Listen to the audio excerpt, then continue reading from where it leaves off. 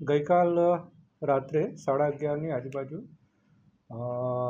એક બનાવ જે છે એ આટલાદરા પોલીસ સ્ટેશનમાં આવ્યો હતો, જેના મુજબ ફરિયાદી જે જણાવ્યા મુજબ ફરિયાદી છે એ રણુ રોડ તાલુકો પાદરાના રહેવાસી છે અને જે આરોપી છે કાસમ સલીમભાઈ ચૌહાણ એના સંપર્કમાં એ લગભગ છેલ્લા 10 વર્ષથી છે કે જ્યાં એક જ સોસાયટીમાં આ લોકો રહે છે. અને આ જે ફરિયાદી છે એ 11-12માં આ ભાઈ છે તેના ત્યાં ટ્યુશન જતા હતા, એ રીતે એ બંને એકબીજાને ક્લોઝથી ઓળખે છે. પરંતુ છેલ્લા 6-1 મહિનાથી આ ફરિયાદી અને આરોપી વચ્ચે વોટ્સએપમાં ચેટ થતા હતા અને અમુક વાતો થતી હતી.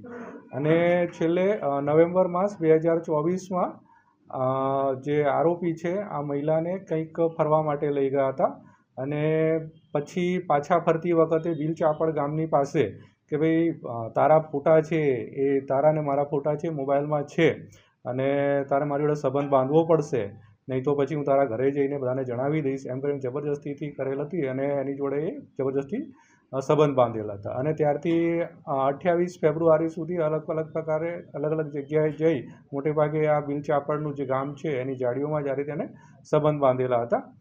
અને આ છોકરી છે એ એના જે માસિક ધર્મમાં બેસેલ ન હોય અને એના મમ્મીને ખબર પડતા શું થયું તો એણે આખી હકીકત જણાવેલ હતી. અને પછી એ અહીંયા આવી આટલાદરા વિસ્તારમાં બનાવ બનેલો હોય ત્યાં આવી અને એક રેપની બલાત્કારની ફરિયાદ છે એ આટલાદરા પોલીસ સ્ટેશનમાં નોંધાયેલ છે.